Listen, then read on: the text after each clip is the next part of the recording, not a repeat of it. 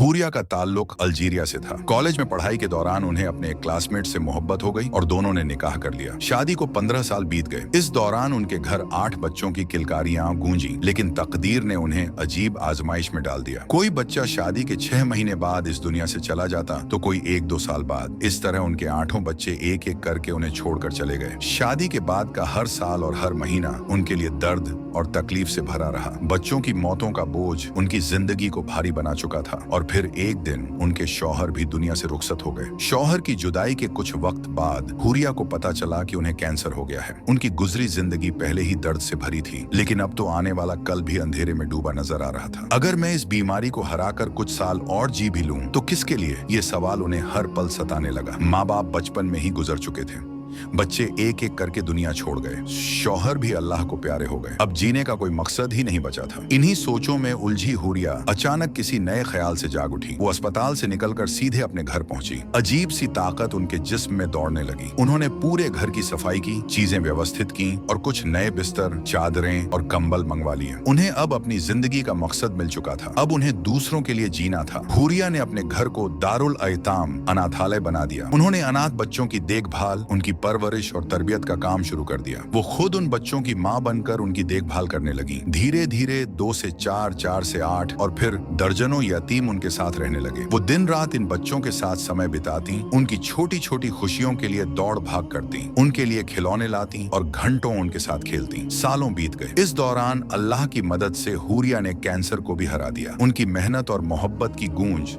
अब पूरे मुल्क में फैल चुकी थी। अल्जीरिया के लोग उन्हें उम्मुल अयताम, अनाथों की मां, कहने लगे। सरकार ने भी उनकी कोशिशों को सराहा और उनकी सेवाओं को सम्मान दिया। अब पूरे अल्जीरिया में हुरिया की देखरेख में दर्जनों अनाथालय चल रहे थे।